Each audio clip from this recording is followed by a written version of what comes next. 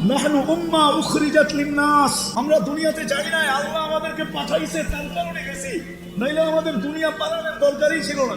নাহনু খায়রা উম্মাহ, নাহনু উম্মাতুল কুরআন, নাহনু উম্মাতুম মারহুমা, নাহনু উম্মাতুল হাম্মাদুন, নাহনুল্লাযী মাসালুহুম ফিত তাওরাত ওয়া মাসালুহুম ফিল ইনজিল। পরিচয় দেওয়ার পরে দোজখ বলবে মাপ চাই, তোমাদের ধীর গতি আমার আগুনকে নিভাইয়া দিবে, তোমরা এইভাবে পার হবে কাইলা ইয়াশউর, এরকম দ্রুত গতিতে পার হবে যে খবরই না হয় কখন তোমরা ফজিলত পার করে চলে গেছো।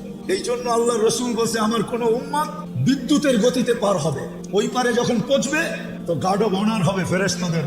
ওয়াসিকাল্লাযীনা তাকাউ রাব্বাহুম ইলাল জান্নাতি সুমারা হাত্তা ইযা জাউহা ওয়া ফুতিহাত আবওয়াবুহা ওয়া ক্বালা লাহুম খাযানাতুহা আসসালাম।